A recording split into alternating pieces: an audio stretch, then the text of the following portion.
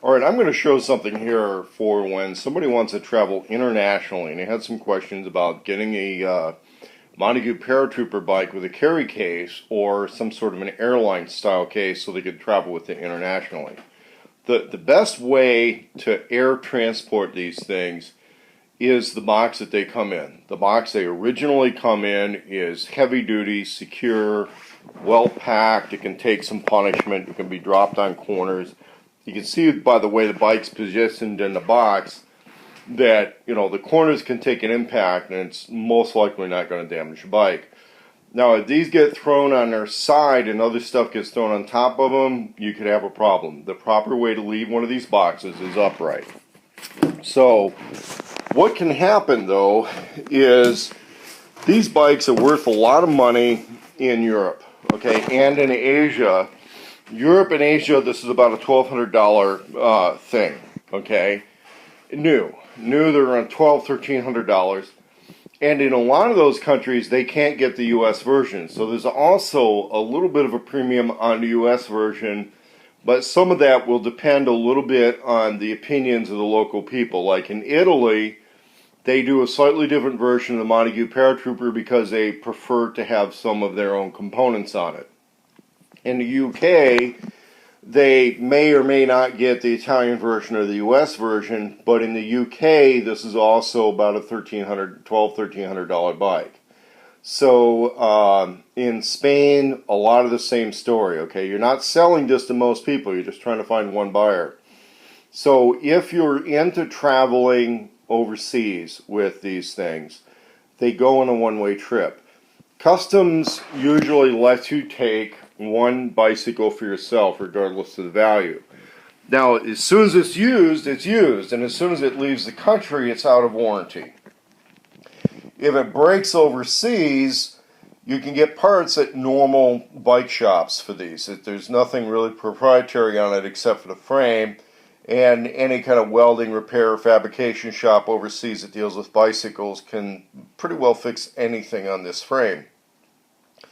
So my advice is, if somebody wants to get these and travel, I'm not just trying to push more sales, I'm showing the size and shape of this box because it's the best way to travel one of these bikes. And then use it on your trip, even if it's just a week or two trip, and sell it locally. Because you'll get more money out of selling it locally than the value that you retain in paying $70, $80, or $100 in airline luggage surcharges to get it back to the U.S. Okay, so if you pay $8.50 to get one of these on your doorstep, whether you buy it from me or one of the Amazon sellers or something like that, and then the guy over at PortlandFoldingBikes.com, who I know, is able to give deals like if you pay by money order, so he doesn't have to do credit card processing. And if you buy one of those in the United States and you're going with any kind of a military thing or government thing where they're going to cover any luggage overages, also realize you've got room in the box for other stuff.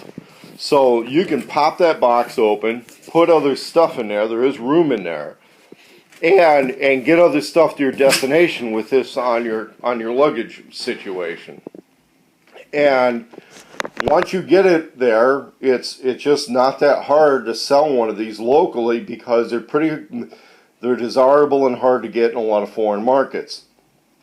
And so if you pay $8.50 in the United States, you get it to your destination location. Maybe you paid a luggage overage, so your cost is going to be $9.25. Chances are you're going to get seven or eight even used because they cost a fair amount over there new. And by the time you pay for the return trip on one of these, well, you're back at the same thing, right? The difference is that you don't have to lug all that shit around on the return trip, and you could do a little bit of suitcase importing over there, especially if you barter one of these for local merchandise. For example, anywhere in Asia or the Middle East, rugs. Rugs is something you can barter for locally and get those back here.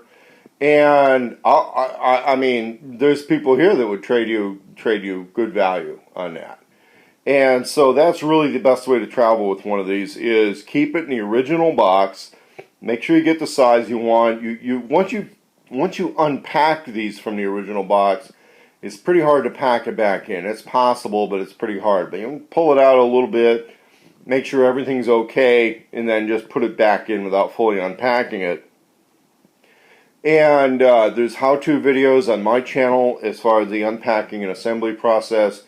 The tools needed for that are pretty minimal. You just pack basically a folding Allen wrench kit, and you'll be good to go.